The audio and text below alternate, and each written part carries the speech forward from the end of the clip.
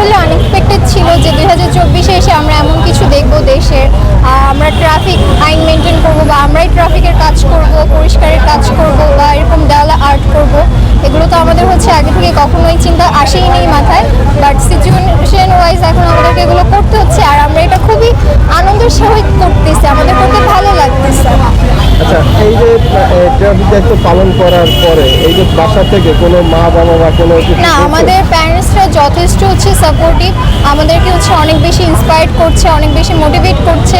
তারাও অনেক বেশি খুশি হচ্ছে যে আমরা এইভাবে দেশের হেল্প করতেছি বা জনগণের হেল্পের কাজে আসতেছি। কখনো ভাবছেন যে আসলে এই স্টুডেন্ট লাইফে এসে এই ট্রাফিকের দায়িত্ব পালন করতে হবে? না না, এটা কখনোই ভাবিনি, এটা কখনো এক্সপেকটেশনে ছিল না। যতদিন আমাদেরকে স্টুডেন্টে থাকতে বলা হবে আমরা ট্রাই করবো ততদিনই থাকার জন্য, পুলিশদেরকে হেল্প করার জন্য। আর এটা তো আমরা স্টুডেন্টরাই আর্ট করছি বা এই ধরনের পোস্টার লাগানো বা দেওয়ালে নষ্ট করা, এগুলোর কাজ কিন্তু আবার আমাদের ধারাই মানে যতটুকু সাধ্যের মধ্যে শাস্তি দেওয়া যাবে। কারণ এগুলো আমরা অনেক কষ্ট করে করছি, নতুন বাংলাদেশ গড়ার ক্ষেত্রে আমাদের এই উদ্যোগগুলো নেওয়া হচ্ছে। তো এই কাজগুলো যদি কেউ ব্যাঘাত ঘটায় আমাদের কষ্ট হবে, কারণ আমাদের কষ্ট করা জিনিসগুলো ওরা নষ্ট করছে।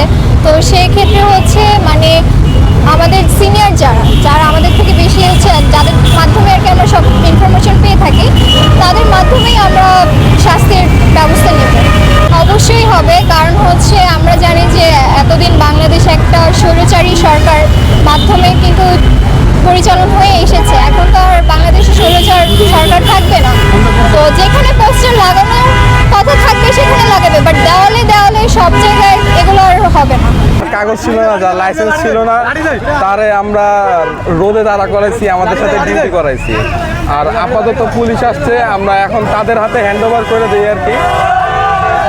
আর আমরা চেষ্টা করতেছি যে তাদেরটা শোনার, তারাও আমাদের সাথে কাজ করতেছে, বাট আমরা তাদের হাতে পুরোপুরি হ্যান্ড ওভার করি না এখন।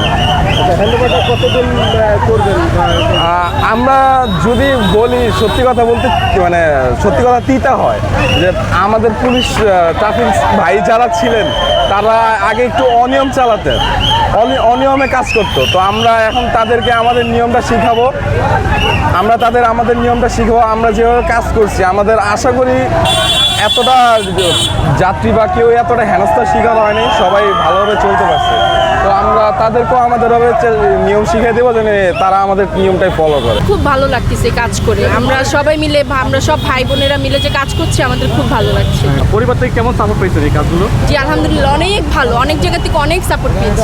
আসলে ওই যে ট্রাফিকের কাজ অনেকে তো বলে কষ্ট, আসলে কিরকম কষ্ট? না, কষ্ট কোথায়, সবাই মিলে আনন্দ নিয়ে কাজ করছে, এখানে কোনো কষ্টই লাগে না। তাই? জি। আচ্ছা, আপনি কতক্ষণ ডিউটি করতেন? আমি 12টার থেকে আসি। মানে কত ঘন্টা ডিউটি করতেন আপনি? কত ঘন্টা খেয়াল নাই তো। আচ্ছা, সারাদিন ছিলেন একটা না? হ্যাঁ, সারাদিন করতেন? জি। আচ্ছা, এখন এই যে পুলিশ বাইরে চলে আসে, সারাদিন ট্রাফিক আইনে বসছে, জি। আপনার ওদের সাথে ডিউটি করতে আপনার কেমন লাগে? ওদের সাথে ডিউটি করতে কেমন লাগে? জি আলহামদুলিল্লাহ, অনেক ভালো।